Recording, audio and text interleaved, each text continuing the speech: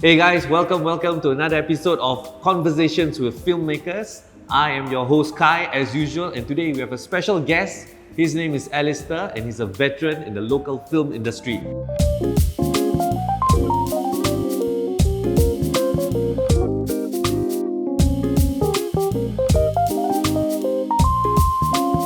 He's known as what we call here a gaffer, and we'll be discussing the roles of a gaffer, his personal experiences, and towards the end we'll be dabbling with some equipment.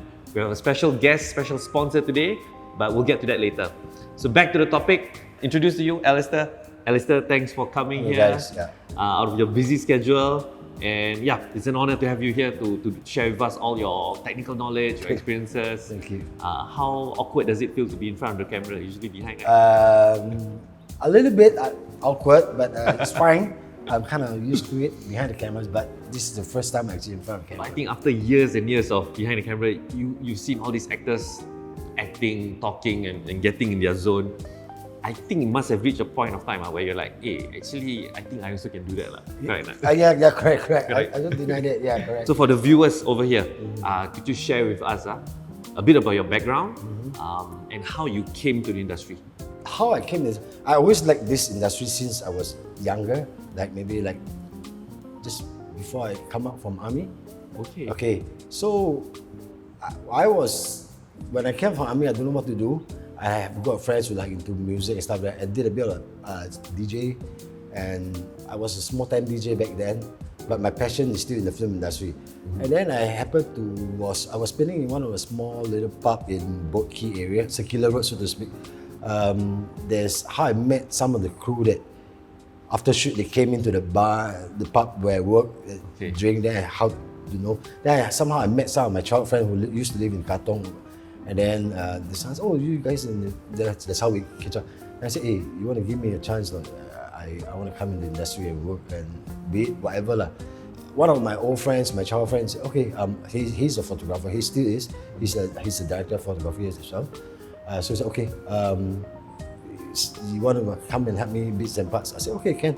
So at first I came in, I do like a bit of everything in the studio, like cleaner, PA, like a bit of technical stuff.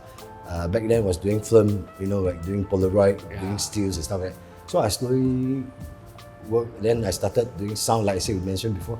Sound, like I don't really like sound, but my friend said, hey, you're a DJ background, why are you not? I said, yeah, but it's just different thing.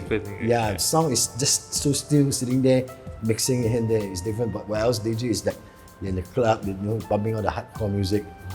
So slowly I learned from the trade. Then I started to do freelancing, but it's not easy, But I believe it's always work hard. But actually, my passion to come in the industry is want to be a key grip. Okay.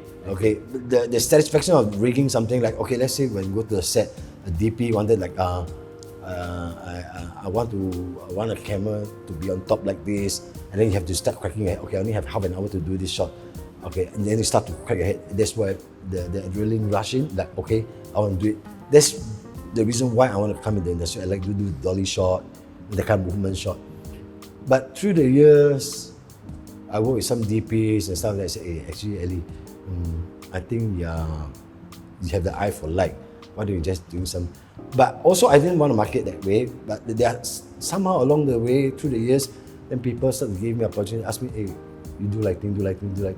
And then, eventually people start calling me doing lighting, and then how I end up. By film projects, what was the first few big ones that you were involved in? You're talking about back then? Back then. Street Angel. I think 1998 or 1999. It sounds like a Hong Kong production, is it? The director is from Hong Kong. The DOP is from Hong Kong. This DOP is called Adi Lam. He's my idol. I learned a lot from him through the years. He's also one of first few person that gave me the chance to be a gaffer. He did a lot of big movies in Hong Kong and China. So that's how I get into film, movies and stuff like that. It was quite interesting. And I did the Lang Po Po, the Lang Po Po, the movie. Oh, yes.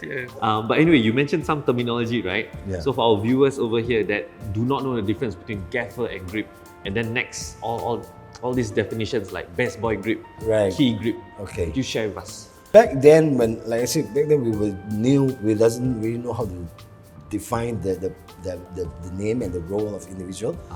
Through the years, we work with like overseas crew and learn a lot all this. But actually, grip is not related to lighting. When the overseas people come, or maybe foreign people, like the Australian, Americans, or European, they don't call lighting grip. Mainly, they call electrician Okay. or electrics. In Singapore, because the market is so small, right? So grip is equivalent to lighting. Lighting equivalent to grip. But grip is actually do anything but except lights. Yeah. So like for example, we can with C-stand and sandbags, this part of grip. And then let's say we have a world cheat day for neck, then we have to do black cloth. That's not lighting department. That's grip department. That kind of things. If I need to rig a car with the camera rig, there's also That is grip. So to speak, to make it simplified, best boy is actually an assistant. okay. Assistant or whoever, like best boy grip, that means it's an assistant to key grip. Best boy lighting, that means the assistant to gaffer. Because sometimes I see there's only one best boy. I can hear the grip and gaffer saying something like, "Hey, I send you my best boy." Like the terminology that I hear during. Okay, let's say now I'm on the set setting up with the DP and we're discussing with the directors and talking about the shot. But at the same time, on the rest, we have to like do a preset, pre-light up, kind of thing. So on the second, so I cannot be there. I cannot be at two places. So I have to send my best boy, so to speak, assistant, to go to what I want to do there. So he will bring some, so to speak, grip at the term to go there and do the setup and stuff like that. So by definition, can I say the gaffer is in charge of manipulating the light, shaping the light and everything? Yes and no. Lucky me that because I work with recent years, I work with quite a number of DPs. They really give me the freedom to do what I would love to do. But there are also some DPs like they want to be in control. Like, okay, no, I don't want this. I want this. I want this.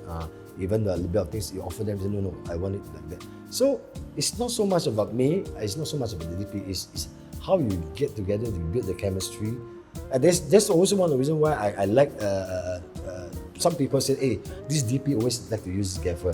This gaffer only works with this DP. Yeah, because the chemistry they both have. Like, so when the DP look at the gaffer at some point of time during shoot, They know already. they know, okay, what this DP need. Then, or the other way around is that, okay, when I tell my gaffer, he really know what I want to do. So this is the chemistry. It's really take both hands to clap. Yeah. And the relationship goes higher lah. Even the DP communicating with the director. That's why some like Yeah, work together. it works. That's why I always believe there's no high, no low. It's all get together and help. Of course, at the end of the day, on the set, we always believe that director is the highest. Then, as a gaffer, my superior is my DP. So it works the other way around. There's sometimes that directors will give you a respect. Say, hey, hi, I want to do something like this. Can you actually do something like that? So it's a lot of communication. Like, depends on mutual respect. Yeah, you can say that some are like they say that DP is always high. Yeah, in terms, yes, DP is always high. But there are times like it's just like an army like. Encik, a famous encik, and just pass out officer cadet. Yeah, officer cadet is higher rank, right? So to speak. But the encik is more experience. Yeah, in camp, I believe you've been army before. The officer will listen to the encik, so to speak. It works something like that. Can you share with us more about the particular shows or drama that you worked on and like it's more memorable to you? This could be recent or maybe a bit older also. Wow. There's a lot, man. Like maybe something that, horror movie or something. Then you remember this one, the way we light up, we have to, don't know lah, maybe go 12 stories, put a lantern or something. You have to say this, right? There's two. Maybe I should say the first one is a feature film, the local movie. It's a low budget movie, but we pull through somehow. Same thing I mentioned before just now. I work with this DOP. He really gave me a lot of freedoms to work on my lighting and stuff like that. I remember one particular scene. We were shooting something like a warehouse, a container warehouse, somewhere in Jurong. I couldn't remember. It was really dark warehouse. The scene is talking about the special force rushing in to catch all the bad guys, stuff like that. the DP said that, hey, I need to have this shot. So what should I do with this lighting?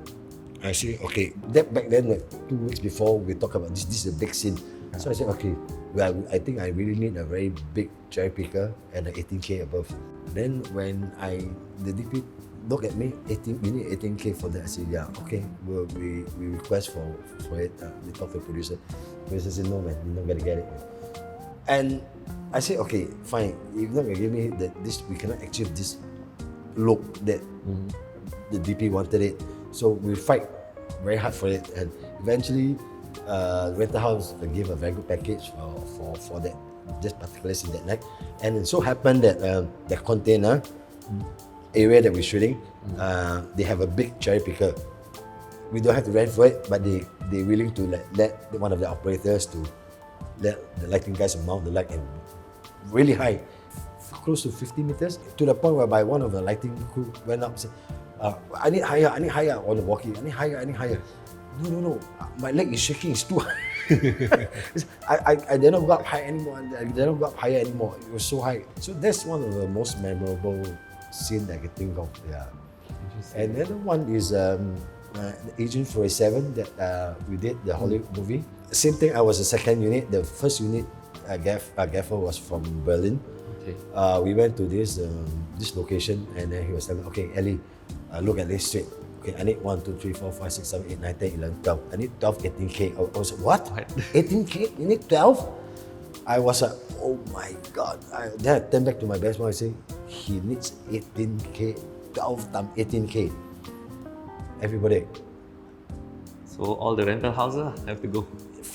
Back then, I think Singapore was maximum only about 5. Together, everything, I think we only have 5.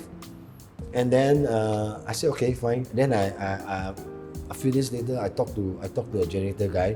Say, actually, I don't have just about so many adapters for you to fire the 12, 18Ks. The very most I can offer you is 3 to 4. But if you really want, then I have to order from overseas. That you got to give me some time to lubricate the connector and stuff like that. So fine. So the producer went and look for sources to get from Malaysia, from Thailand. So eventually we managed to get 12, 18Ks on the night before.